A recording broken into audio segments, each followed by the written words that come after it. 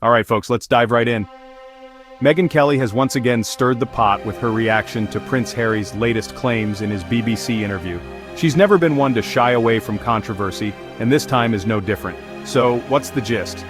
The thing he's whining about now is that when he left the royal family and his official role, they said, we're not going to be paying for your security when you come over here. You know, you've left you're no longer a working royal, so you're not going to get the police force around you when you pay visits here. And Harry's argument to the BBC and in court was, I can never leave the royal family. I could leave as a working royal, but I am part of the royal family, and therefore I'm in danger. And that they never did a review of my security status. They just yanked it to try to force me, and you were saying this couldn't possibly be, but try to force me to stay as a working royal, because he said my threat level was the highest of anybody back in like 2020. And then they revoked all my protection without even doing an additional security assessment, proving in his mind they knew I was at risk. And while I left as a working royal, I never can leave being a royal because, as he said to the BBC, you know, I am who I am. 100%. And he wants to be treated like a former prime minister who will receive lifetime security rights. So even Liz Truss, who was prime minister for six weeks, she receives security for the rest of her life. He believes that that's what he deserves. Now, Megyn, in the negotiations after Megxit, at this thing called the Sandringham Summit, where all of the senior royals, the late Queen Elizabeth II, King Charles, William, and their senior staff gathered, Harry was told point blank, you will lose your security if you leave in this way. Yes, that is why the royals tried to come to some type of arrangement with Harry. There were loads of ideas thrown around.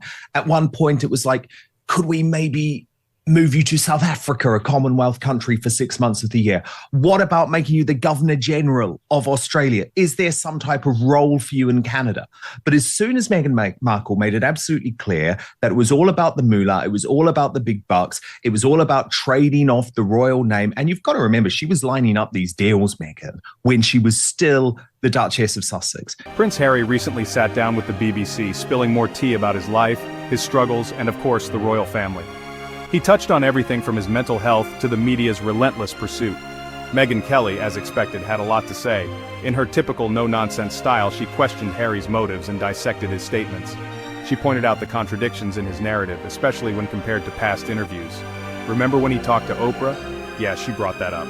Now, Dan Wootton also jumped into the fray, adding his own spicy commentary. She was in talks with Disney, she was in talks with the publishing companies, in talks with Netflix. So at that point, the late Queen Elizabeth II, quite rightly, in my opinion, said, no, there is no half in, half out. So you go with our blessing, but you lose everything, and you do lose your security. And you can imagine the difficulty for the British government, because if they were to fund Prince Harry's security, that would also mean that there would be pressure for them to provide security to other high net worth, famous individuals who come to the United Kingdom. Mark Zuckerberg, Elon Musk, Bill Gates, and that doesn't happen in this country. Now, Harry has been very intellectually dishonest, though, to suggest that there is no security for him.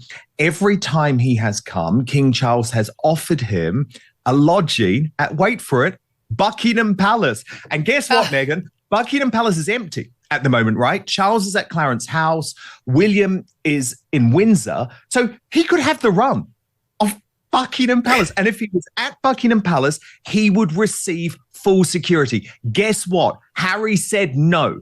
He went to stay with a posh, rich friend at an £8 million flat. It has been revealed, Megyn, that he ordered Deliveroo. You know Deliveroo? It's like a food ordering service here, like Uber Eats or whatever.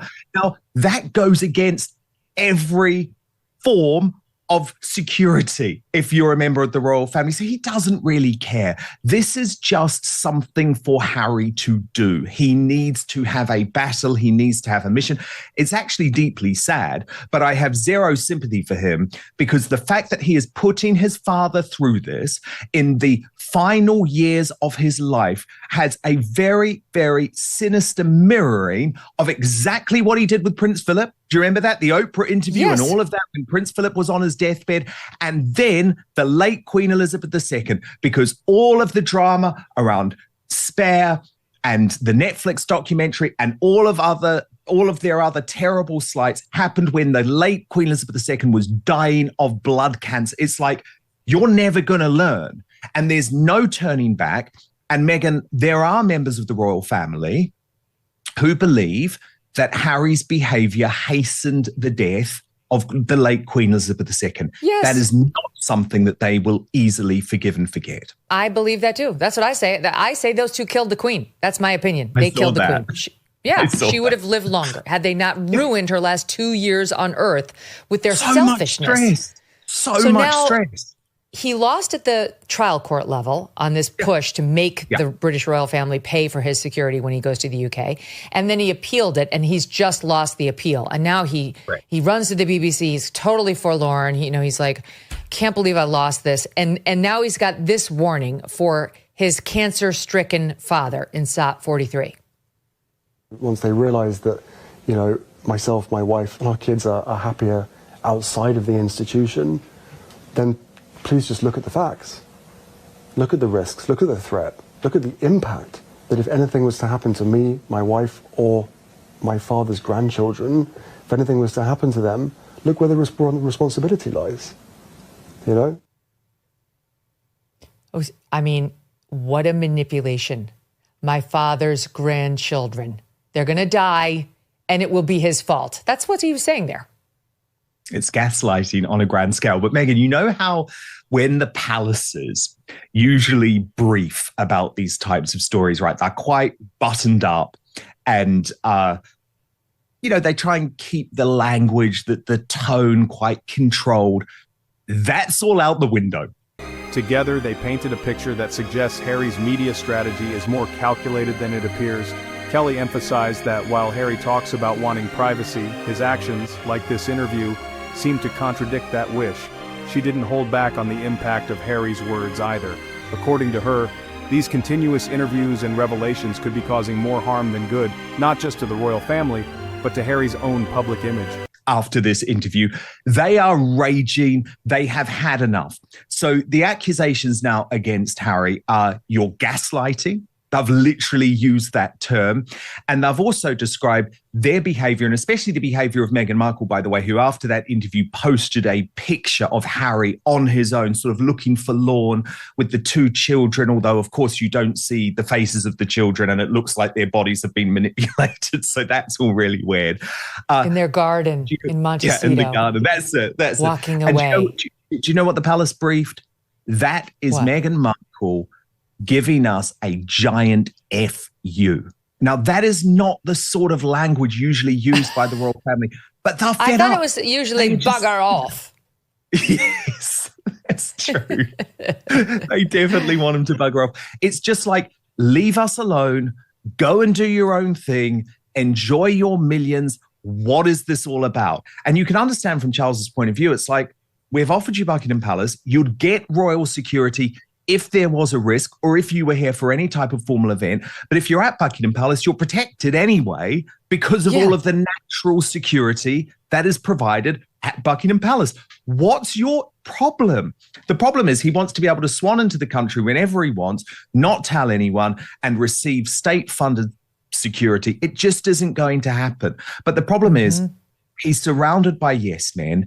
He's surrounded by people who have created this delusion in his head. And actually, he is now a pathetic man, really, on so many levels. Because you also remember, Meghan, and I was more personally involved in this one because I was actually going to give evidence against Harry. And he said it was the fight of his life. He was going to take Rupert Murdoch and the tabloid newspapers to court. And he was going to be the first man to do it. He was never going to settle. And this was the battle of his life versus the Sun and News of the World. And he was going to be the guy to bring down Rupert Murdoch. Well, guess what? The day the trial was meant to start, he folded, and he folded for a big sum. He settled. So then he says, this security case is the fight of my life. This is the battle of my life. But he's lost. So what now? What now? The problem is there is nothing. He has no focus. He has no job. He's trapped in a very unhappy marriage with a narcissistic woman who is now wearing the trousers in the relationship because she's the money maker. Harry isn't making any money. She's the one that is now going to commercialize the children, pimp them out on social media, even though Prince Harry has said that social media is a killing ground for children. And so he's just got nothing. It's really sad that someone who on the surface has everything, you know, I mean, look at He's his like life. a bored housewife who's looking for 100%. drama because he's not busy 100%. enough. She's not alone in thinking this, as Wooten echoed similar sentiments, calling it a media circus. So, what's really going on with Prince Harry? Is he genuinely seeking to share his story, or is there a bigger play at hand? Megyn Kelly's perspective adds a fascinating layer to the ongoing royal drama. One thing's for sure, this isn't the last we've heard of it. If you found this breakdown interesting, make sure to hit that like button and subscribe for more royal updates. Until next time, stay curious.